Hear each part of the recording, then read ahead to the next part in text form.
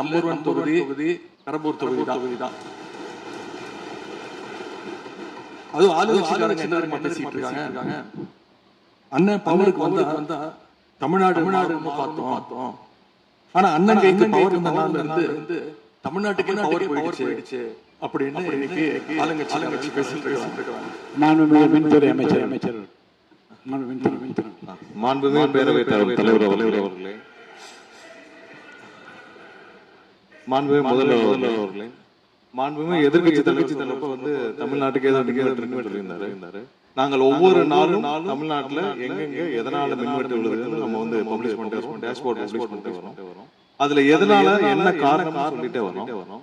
இந்த துறை ஏன் இப்படி இருக்குன்னு நாங்க ஏற்கனவே தெளிவா சொல்லிருக்கோம். இந்த துறையோட இன்னைக்கு நிதிநிலை அறிக்கையில இந்த துறையில வந்து 2.5 லட்சம் கோடி கடன் இருக்கு.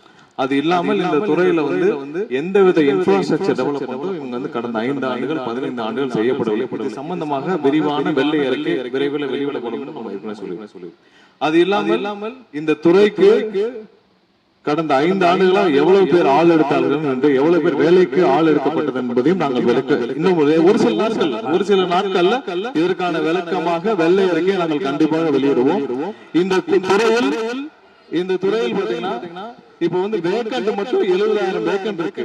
இது எல்லாம் சீரமைத்து இந்த ஒரு வாரமாக 10 நாட்களாக மொத்தம் 125 குழுக்கள் அமைக்கப்பட்டிருக்கு. இந்த துறையில வந்து நம்ம வந்து எதனால மின்வெட்டுகளை சரி செய்ய 125 குழுக்கள் அமைக்கப்பட்டு 500 பேர் வந்து வெளியிலிருந்து கான்ட்ராக்ட்ல எடுக்கப்பட்டு எங்கெங்கெல்லாம் மின்வெட்டுகள் சரி செய்யப்பட்டு கடந்த 5 ஒரு வாரம் நீங்க பாத்துருக்கோம். ஒவ்வொரு நாளும் எதனால் மின்சாரம் தட்டுப்படுதுன்னு சொல்லி பப்ளிஷ் பண்ணிட்டே இருக்கோம். பொதுவாக குற்றச்சாட்டுகள் சொல்வதை தவிர்த்து எங்க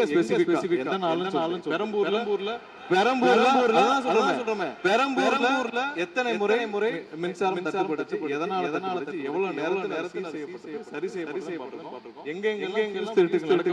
அவர்கள் கைது செய்யப்பட்டிருக்கிறார்கள். அதே மாதிரி வேற எங்கெல்லாம் சிசிடிவி இல்லாத இருக்குது அங்கெல்லாம் ரோந்து பணிகள் அதிகரிக்கப்பட்டிருக்கு. கடந்த 10 நாட்களாக எங்கெல்லாம் தேவையில்லாமல் மின்வெட்டுகள் ஏற்படுத்தப்பட்டு ஓவர்லோட் அதிகமாக அனுப்பப்பட்டு அதெல்லாம் உடனடியாக சீரமைக்கப்பட்டிருக்கு. ஒவ்வொரு நாளும் 55 இடத்துல மின்சாரம் மின்வெட்டு ஏற்படுது. அதுல 35 இடத்துக்கு ஒரு முறை சரி செய்யப்பட்டு அதுக்கான டேஷ்போர்ட் தெளிவாக தலைவர் பார்த்து பேசினா நன்றாக இருக்கும்.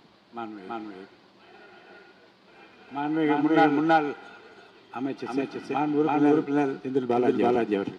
மாண்புமிகு பேரவைத் எங்களுடைய எதிர்க்கட்சி தலைவர்கள் சொன்னார்கள் மின்வெட்டு சம்பந்தமாக.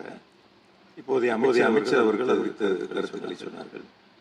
கடந்த 5 ஆண்டுகளில் சீரான மின் விநியோகத்தில் 390 துணைமணி அறிவிக்கப்பட்டு அதற்கான பணிகள் முடிக்க பயன்பாட்டிற்கு கொண்டு வரப்பட்டன. ஒவ்வொரு ஆண்டும் தேவைக்கு கூடுதல் மின் தேவை ஏற்படுகின்ற பொழுது அதற்கான ஏற்பாடுகள் செய்யப்பட்டு புதிய மின் திட்டங்கள் வரை அறிவித்து அது செயல்பாடு வரப்பட்டன. ஏறத்தாழ 90,000 மின்மாற்றிகள் கடந்த 5 ஆண்டுகளில் புதிதாகவும் பழுதடைந்ததையும் மாற்றி சீரமைக்கப்பட்டன. ஒரு அமைச்சர்கள் ஒரே அதாவது ஒவ்வொரு ஆண்டும் கூடுகின்ற பொழுது மின் தேவை கூடுகின்ற பொழுது அதற்கான ஏற்பாடுகளை நிர்வாக ரீதியாக செய்ய வேண்டியது அரசுடைய கடமை. ஒரு அரசு பொறுப்பேற்ற பிறகு முதல் முறையாக அந்த அரசுடைய துறையினுடைய உயர் அதிகாரிகளை அழைத்து ஆய்வுக் கூட்டங்களை நடத்தி என்னென்ன குறைபாடுகள் இருக்கின்றன அதை எப்படி நிவர்த்தி செய்யலாம் என்பது களையெடுக்க வேண்டியது அரசுடைய கடமை, துறையினுடைய கடமை. எனக்கு தெரிந்தவரை இதுவரை மின்துறையில் அந்த மின் விநியோகத்தினுடைய துறையினுடைய அதிகாரிகள் ஆய்வுகள் வரை நடைபெறவில்லை. அதைத்தான் பணியாற்றல் சொல்கின்றார்கள். இப்பொழுது இருக்கக்கூடிய பணியாளர்களை வைத்துத்தான் கடந்த 5 ஆண்டுகளும் மிக சிறப்பாக எந்தவித மின் தடையும் இல்லாமல் சீரான மின் விநியோகம் வழங்கப்பட்டன. எனவே கடந்த காலங்களில் இருக்கக்கூடிய துறைகளை தொடர்ச்சியாக ஒரே கருத்துக்களை முன்வைப்பதை விட இந்த அரசு துறையினுடைய அதிகாரிகளை அழைத்து ஆய்வுக் கூட்டங்களை நடத்தி கடைமடை வரை மின் விநியோகம் சீராக எடுத்து செல்வதற்கான முன்னெடுப்புகளை எடுக்க வேண்டும். எங்களுடைய தலைவர் துணை முதலமைச்சராக இருந்த பொழுது அவருடைய சேப்பாக்கம் திருவல்லிக்கேணியிலேயே பல்வேறு மின் திட்டங்களை தங்களுடைய துறைக்கரங்களால் தொடங்கி வைத்திருக்கின்றார்கள். அது அனைத்து தொகுதியிலும் அனைத்து திட்டங்களும் சிறப்பாக கடந்த 5 ஆண்டுகளில் நிறைவேற்றப்பட்டிருக்கின்றன. அதையும் நீங்கள் எடுத்து பார்த்து இனி என்ன நீங்க உங்களுடைய பத்திரிகை செய்தியிலே கொடுத்திருக்கிறீங்க. 100க்கும் மேற்பட்ட துணை மின் நிலையங்கள் 10,000 கோடியில் பணிகள் தற்பொழுது நடைபெற்று வருகின்றன என்று உங்களுடைய பத்திரிகை செய்தியில இருக்கு. அப்ப இதெல்லாம் கடந்த காலங்களில் தொடங்கப்பட்ட திட்டங்கள். நீங்க எதையும் தொடங்கல மொத்தம் பொதுவா சொல்வதை விட்டு என்னென்ன கூடுதலாக நாம் எடுத்துக்கொள்ள வேண்டும் என்பதை கவனத்திலே இந்த அரசு கொள்ள வேண்டும்.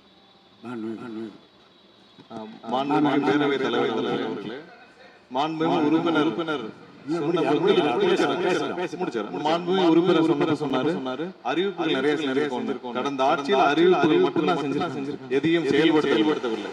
அது இல்லாமல் அவர் சொல்லியிருக்கிறார், நாங்கள் அது சம்பந்தமாக வெள்ளை அறிக்கை 2 நாள் வெளியிடுவோம். நீங்க அமைதியா இருக்கலாம், 2 நாள் அது சம்பந்தம் வெளியிடுவோம். அது இல்லாமல் 90,000 டிரான்ஸ்பார்மர் வாங்கியதாக சொல்லியிருக்கிறார். அதில் 44,000 டிரான்ஸ்பார்மர் வாங்கியதற்கான சிபிஐ வழக்கு பதிவு செய்துள்ளது. அதுல அவங்க வாங்கின லட்சணம் எந்த லட்சணத்தில் அந்த டிரான்ஸ்பார்மர் வாங்கப்பட்டது அப்படின்னு தெரியும். அது இல்லாமல் அதற்கு முன்னால் இருந்த மின்சாரத்துறை அமைச்சர் அங்கே அமைதியாக உட்கார்ந்து இருக்கிறார். முன்னால் இருந்த மின்சாரத்துறை அமைச்சர் அமைதியாக உட்கார்ந்து இருக்கிறார்.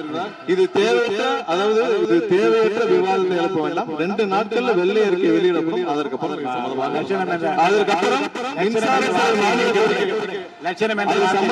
அடுத்து மின்சாரத்துறை மானிய கோரிக்கை வரும்பொழுது தெளிவாக பேசிக் கொள்ளலாம்.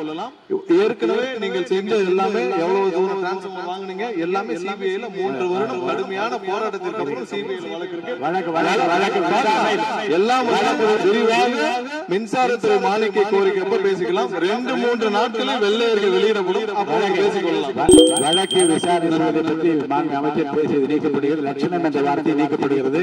மாண்பு எதிர்க்கட்சி தலைவர் இதை குறுக்கீடுக்கு அனுமதி இல்லை. மாண்பு எதிர்க்கட்சி தலைவர் இன்னைக்கு அவங்க பேசி முடிக்கணும். அவங்க பேசி முடிக்கணும். மாண்பு எதிர்க்கட்சி தலைவர் சரி, என்ன சொல்லுங்க.